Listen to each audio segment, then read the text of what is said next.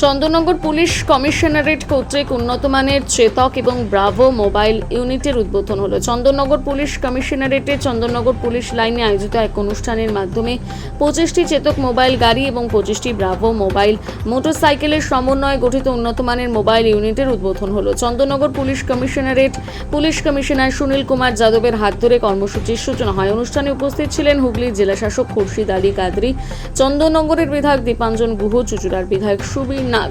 অনুষ্ঠান চলাকালীন বিশিষ্ট অতিথিরা আনুষ্ঠানিকভাবে 25টি চেতক মোবাইল গাড়ি এবং 21টি ব্রাভো মোবাইল মোটরসাইকেলের এই উন্নত বহরটি যাত্রার সূচনা করেন। কমিশনারেট এলাকার পুলিশি ব্যবস্থাকে শক্তিশালী করার লক্ষ্যে এগুলো চালু হয়েছে।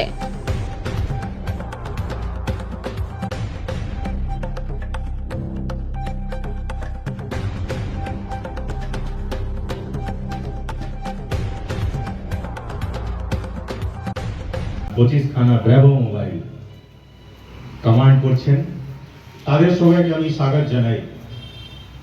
আজকে এই যে অনুষ্ঠান আপনারা দেখছেন, এটা খুবই ছোট অনুষ্ঠান। এই কমিশনারেট হচ্ছে পশ্চিমবঙ্গের সবচেয়ে নতুন কমিশনারেট। 2017 সালে 30 জুনে এটা স্থাপনা হয়েছিল।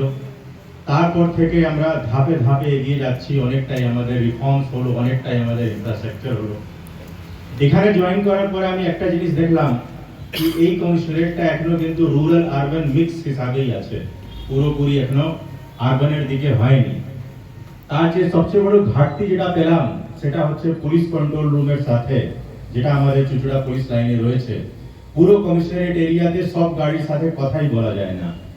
আমরা ওয়্যারলেসে প্রত্যেক গাড়িকে কথাই বলতে পারি না, ওদের কন্ট্যাক্ট করতে পারি না, ওদেরকে কোথাও ডাইরেক্ট করতে পারি না। সেটা করতে গিয়ে আমাদেরকে অনেকগুলো স্টেপ বাই স্টেপ যেতে হয়।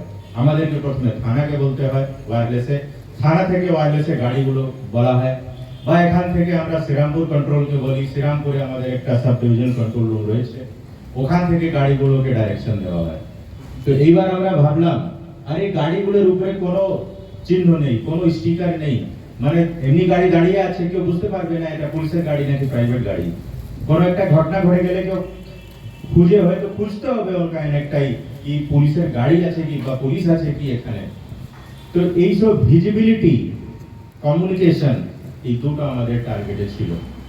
কি করে আমরা পুলিশের ভিজিবিলিটি বাড়াতে পারি, কি করে আমরা পুলিশের কমিউনিকেশন সিস্টেমটা ইমপ্রুভ করতে পারি। তারপরে আমরা দেখলাম গভর্নমেন্ট চেঞ্জ হলো।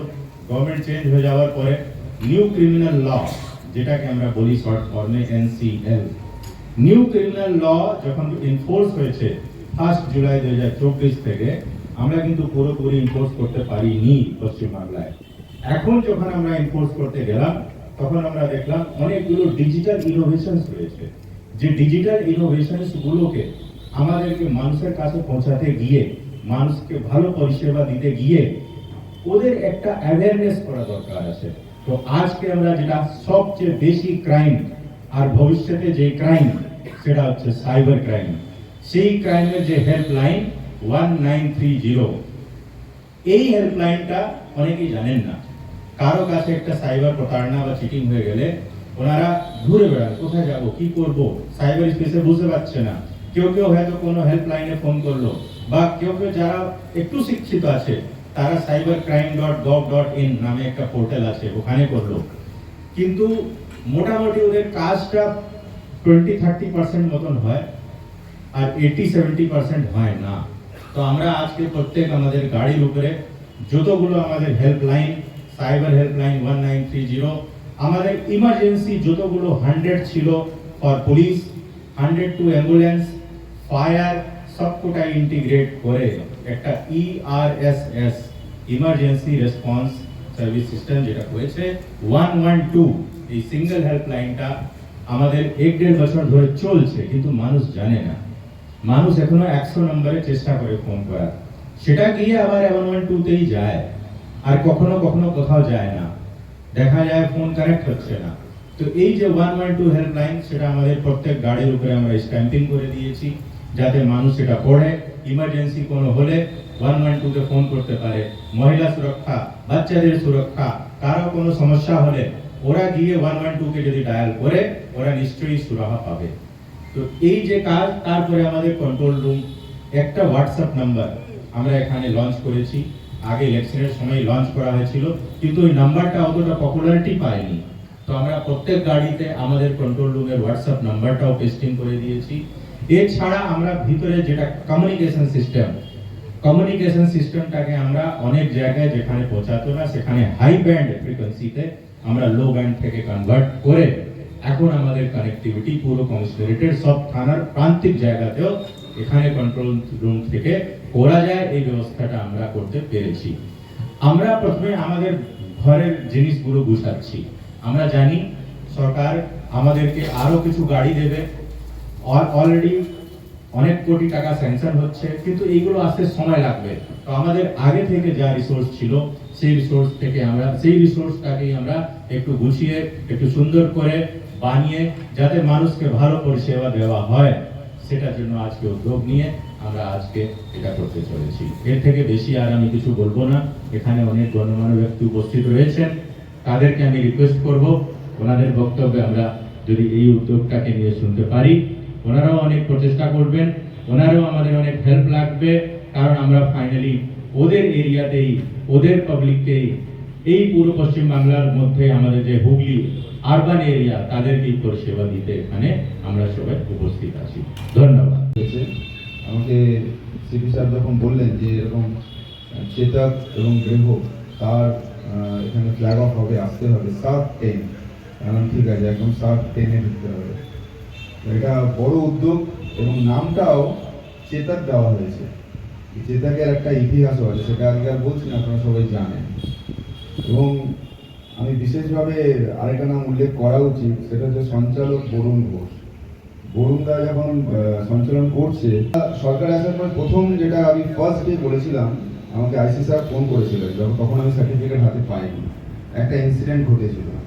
আমি আইসি স্যারকে, চন্দননগর আইসি স্যারকে বলেছিলাম যে অ্যাজ পার লিগাল যা যা করতে হবে, একটা ঘটনা ঘটেছিল, সেখানে দেখতে হবে না কে কার সঙ্গে আছে, ইমিডিয়েটলি আমাদের অ্যাকশন নিতে হবে। কেন ফার্স্ট ডে যদি মেসেজ চলে যায় যে পুলিশ নিজের মতন করছে, তাহলে আর পরে সমস্যা থাকে না। This government means business. আমি ধন্যবাদ জানাবো পুরো অ্যাডমিনিস্ট্রেশন এবং পুলিশ প্রশাসনকে, যেভাবে শক্ত হাতে, মানে 15 ইয়ার্স তো কাজ করা অসুবিধা ছিল, কিন্তু এত ফ্রিলি এবং তারা এত সুন্দরভাবে প্রশাসনকে সামলাচ্ছেন, যে অনেক ঘটনা ঘটতে পারতো সেগুলোকে সামলানো গেছে। পলিটিশিয়ানসরা তারা তাদের মতন করে ভাবে, কিন্তু অ্যাডমিনিস্ট্রেটিভ যে জব, তারা একটা হিউজ হারকুলিয়ান টাস্ক, তাদেরকে ব্যালেন্স করতে হবে। সেখান থেকেও যেভাবে আমাদের চন্দননগর পুরো কমিশনারেট চলছে, এটা অসাধারণ। আমাদের তো ডিএম স্যার সবসময় সহযোগিতা করছেন অ্যাডমিনিস্ট্রেশনে। চন্দননগর থানায় একটা ইনিশিয়েটিভ আমি নিয়েছিলাম, সেটা হচ্ছে আইসি স্যারের সাথে কথা বলে, সিসিটিভি দীর্ঘদিন ধরে ওখানে বন্ধ ছিল। আমি সিএম মিটিং ওটা উল্লেখ করেছিলাম, এই স্যার বলেছিলেন যে ওটা রিনোভেট করতে, রিপেয়ার করতে হবে, কিন্তু যতক্ষণে ওখানে আসবে, কিন্তু আমার মনে হয়েছিল যে শহরের সিসিটিভি যদি ইমিডিয়েটলি যদি ঠিক না চলে, 90 ক্যামেরাস ইনঅপারেটিভ ছিল, আর এটা অসাধু ব্যক্তিদের জন্য সমস্যা হয়ে যেত। তো সেটা ইমিডিয়েটলি আমরা একসঙ্গে থেকে ওটা ইমিডিয়েট রিপেয়ার করা হয়েছে। এবং আমার একটা স্বপ্ন আছে, আমি আইসি স্যারের সাথে কথা হয়েছে, সিপি স্যারের সাথে কথা হয়েছে, যে চন্দননগর থানা ওটা হেরিটেজ বিল্ডিং, এবং চন্দননগর থানাকে চুচুড় আইসি সাহেব সামনে বসে আছেন, ওনার সঙ্গে দীর্ঘদিন সম্পর্ক, কিন্তু যেহেতু চন্দননগরের বিধায়ক, তো চন্দননগর নিয়ে ভাববো, চন্দননগর থানা মডেল থানা হোক, এই নিয়ে আমরা একটা পরিকল্পনা শুরু করেছি।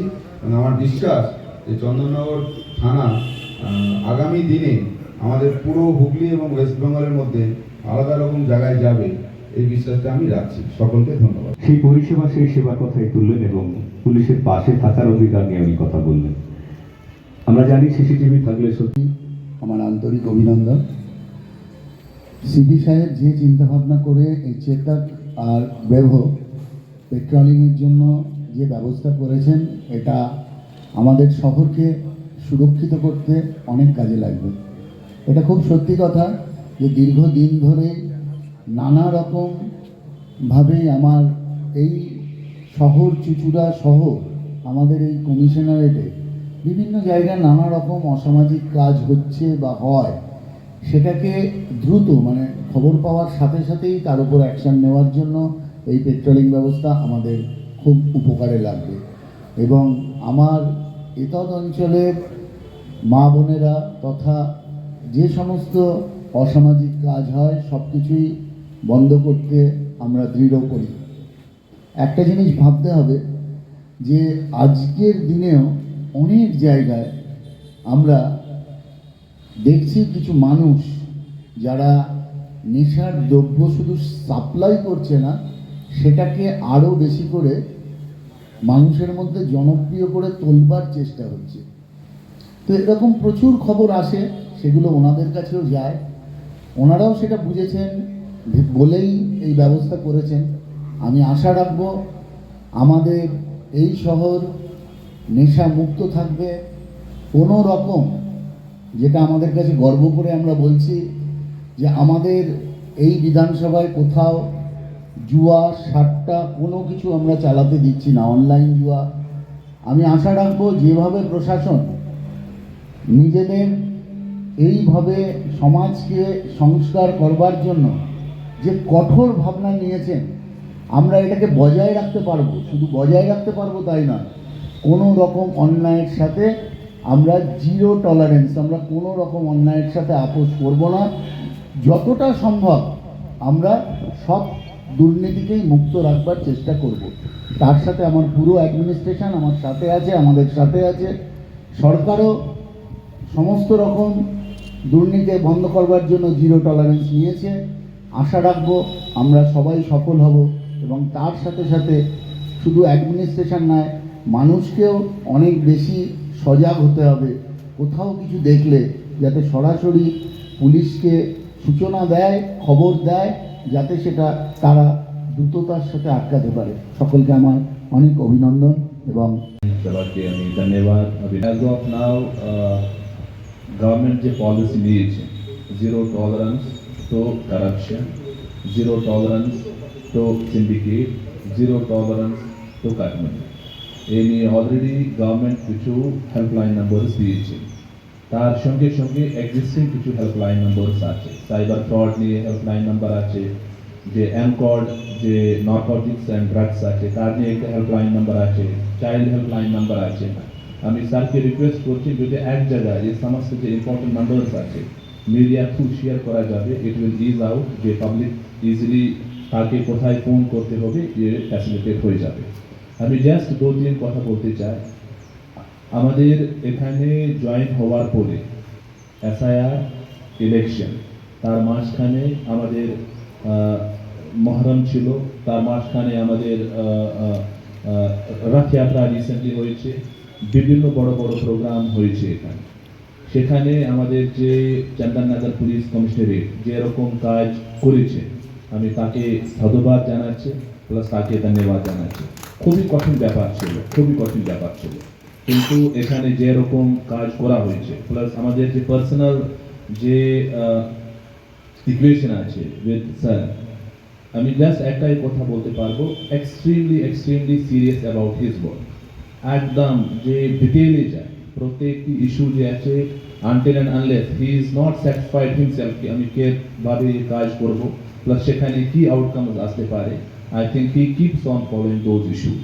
আমি এখানে চন্দননগর পুলিশ কমিশনারেটকে ধন্যবাদ জানাচ্ছি, প্লাস আজকে যে মোবাইল ভেহিকলস যে আজকে এখানে ফ্ল্যাগ অফ হবে, আমি আশা করছি যে এখানে যে বাসিন্দা আছে প্রচুর যে আছে লাভ পাবে, প্লাস যদি কোথায় কিছু সমস্যা আছে আমাদের পুলিশ যে আছে তৎপর আছে, প্লাস যে রকম সমস্যা আছে আপনি অ্যাপ্রোচ করতে পারবেন। আই এম শিওর দ্যাট আপনি যে আছে ফ্যাসিলিটেট হয়ে যাবে। এখানে আবার উপস্থিত সবাইকে আমি ধন্যবাদ জানাচ্ছি। আমি আমার